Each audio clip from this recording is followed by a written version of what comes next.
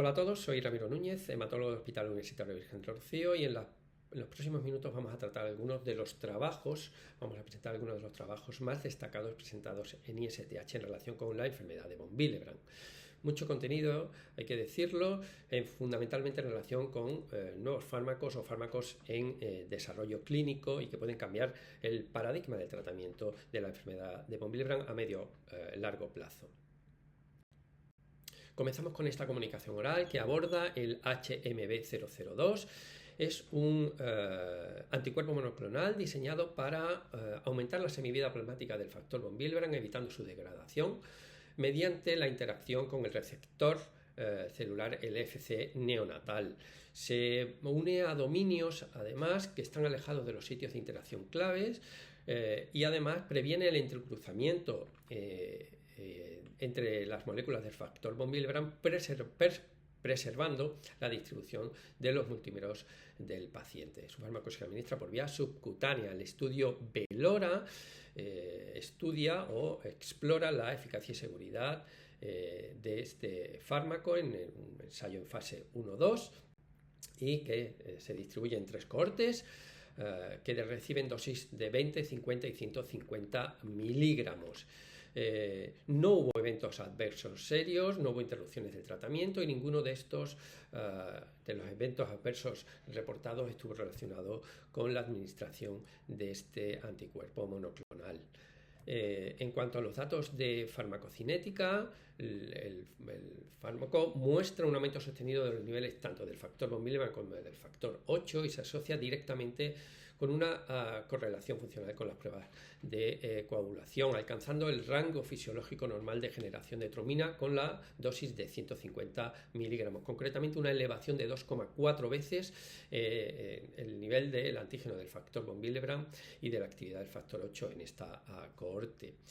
La eficacia viene plasmada en que 8 de los 9 pacientes con enfermedad de von Willebrand tipo 1 presentaron 0 sangrados tratados en este periodo de observación de 28 días tras recibir una dosis de este anticuerpo monoclonal de HMB002.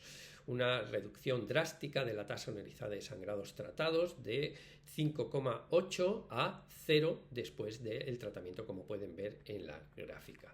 Estas son las conclusiones del trabajo que recogen pues, los datos que hemos comentado anteriormente. Los datos de eficacia y seguridad respaldan esta dosificación profiláctica mensual subcutánea, al menos bajo el paraguas de los datos de este ensayo clínico. Continuamos con el VGA039.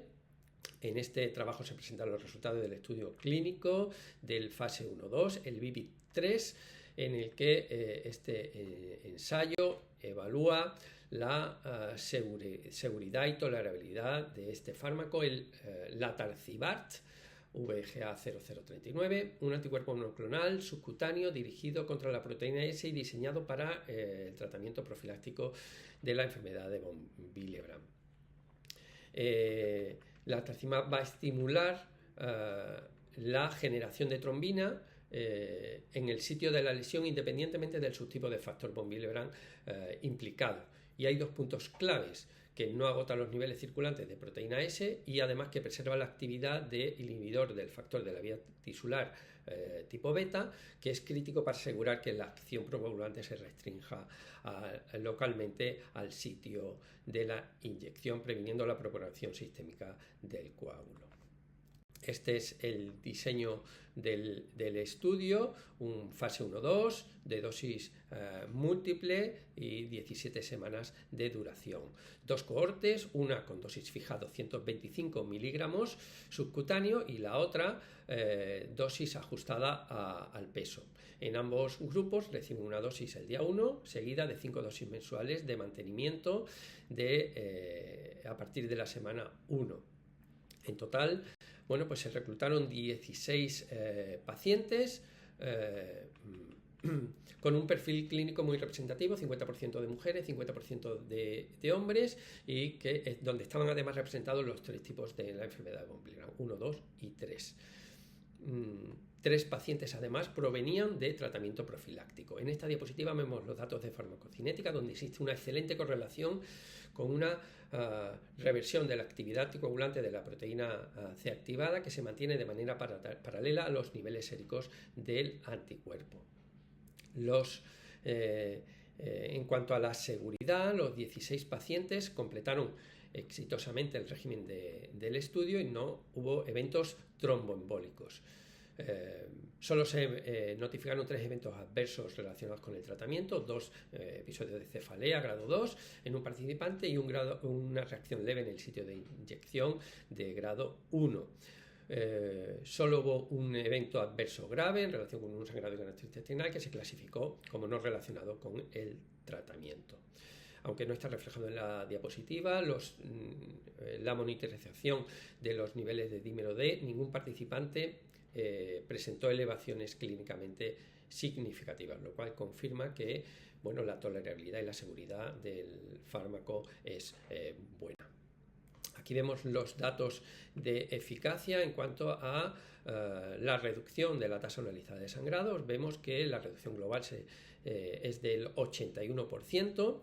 En la parte de la izquierda vemos como los pacientes que no recibían profilaxis, que estaban en tratamiento a demanda, la inmensa mayoría experimentan reducciones importantes del sangrado que oscilan entre el 41 y el 100%. En un paciente, solo en un paciente se constató un aumento del ABR. En la parte derecha de la diapositiva podemos ver cómo los 3 pacientes que provenían de profilaxis, todos mostraron reducciones adicionales de la tasa anualizada de sangrados entre el 75 y el 100%. En cuanto a los tipos de sangrado, como se aprecia en la parte de la izquierda, todos los subtipos de la enfermedad experimentaron estas reducciones del AVR del 81% para el tipo 1, 78% para el tipo 2 y 82% para el tipo 3, y por tipo de sangrado, los sangrados mucosos, que como saben históricamente pues es la manifestación clínica más limitante y molesta de la enfermedad, pues presentaron reducciones significativas, pero que además también se experimentaron reducciones en los sangrados musculoesqueléticos, tanto musculares como articulares. Estas son las conclusiones que vienen a reflejar lo que hemos visto anteriormente. Está en marcha un estudio también, el fase 3, el VIVID-6, que ya se encuentra reclutando pacientes. El siguiente trabajo tiene que ver con esta otra comunicación oral. Presenta el proyecto en relación con la proteína S y esa capacidad de reequilibrar la hemostasia en la enfermedad de von Willebrand mediante ARN de interferencia. Se plantean esta pregunta: si la expresión de proteína S puede modular o mejorar la hemostasia en pacientes con enfermedad de von Willebrand. Y en base a este fármaco, este ARN de interferencia, diseñado para mantener aproximadamente un 50% de la proteína S activa en el plasma por administración subcutánea, además dirigido selectivamente a los receptores del hepatocito, que, como pueden ver en la parte de la izquierda, o lo que pretende mostrar, una vez dentro del hepatocito se va a ensamblar con el complejo de silenciamiento y finalmente va a degradar específicamente el ARN mensajero, bloqueando la producción hepática de proteína S. Los autores destacan que el hígado va a producir aproximadamente el 50%, del 50 al 60% de la proteína S total del organismo.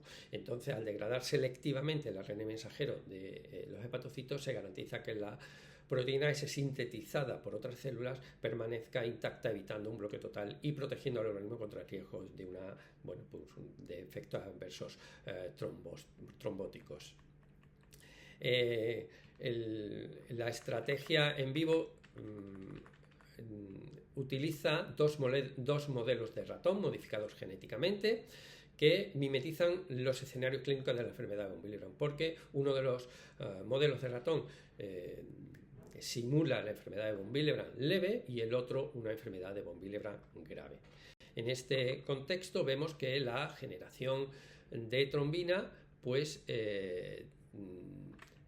se logra potenciar de manera que alcanza valores rozando la normalidad y que sin cruzar el umbral de riesgo de trombosis sistémica.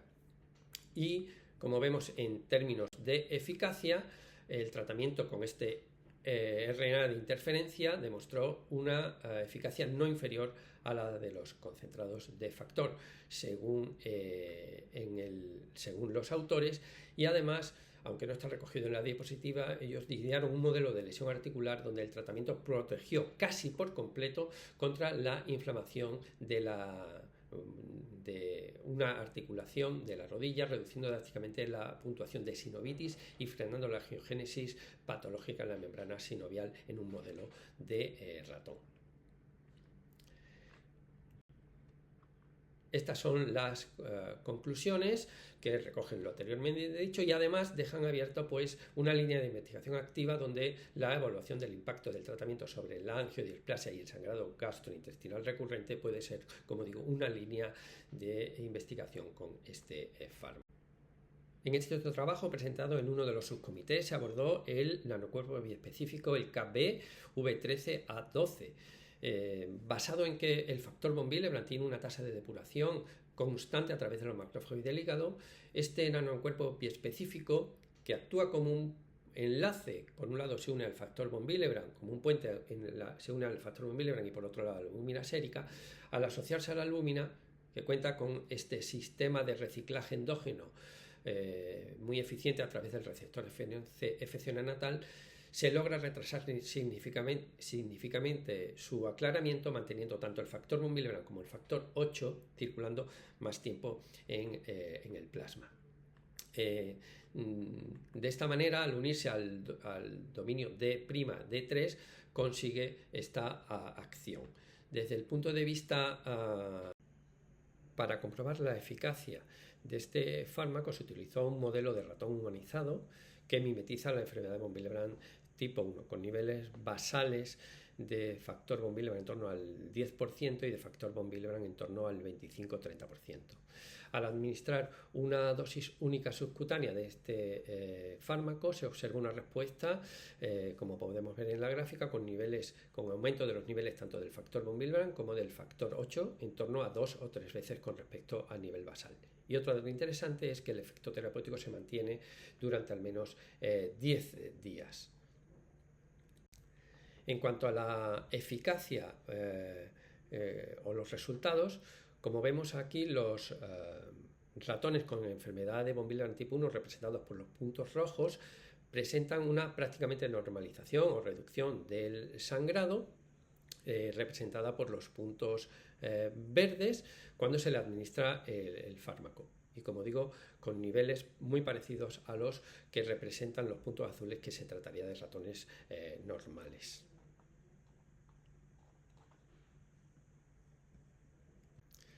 Estas son las conclusiones en las que los autores consideran que este nanoanticuerpo se posiciona como una opción muy interesante para el tratamiento profiláctico de los pacientes con enfermedad de von Willebrand tipo 1. En esta otra comunicación se aborda el fenómeno clínico bien conocido de cómo los niveles de factor von Willebrand tienden a aumentar con la edad, llegando incluso a normalizarse en pacientes con enfermedad de von Willebrand tipo 1 o con los llamados niveles bajos de factor von Willebrand. Sin embargo, no sabemos si esta normalización biológica se traduce en una protección real frente a desafíos hemostáticos como cirugías o procedimientos invasivos. Y este estudio multicéntrico lo que pretende es responder a esta pregunta. Para llevar a cabo este análisis, los autores unificaron datos de 3 cohortes importantes de Irlanda y Países Bajos, sumando 224 pacientes que experimentaron un total de 727 intervenciones. Para evaluar los niveles se definió el umbral de normalización en más de 50 unidades por decilitro. Esto permitió dividir estas 727 intervenciones en 409 realizadas bajo niveles normalizados y 318 bajo niveles subterapéuticos. hallazgo principal es que es revelador en el sentido de que al alcanzar los niveles de normalidad de factor von Willebrand por encima de esos 50 unidades por decilitro debido a la edad, no redujo la tasa de sangrado posintervención, manteniéndose prácticamente idéntica a la del grupo en el que no se normalizaba. Además, bueno, pues la gravedad de las hemorragias no varía sustancialmente y de hecho los dos únicos episodios de sangrado mayor ocurrieron en pacientes con niveles teóricamente normales.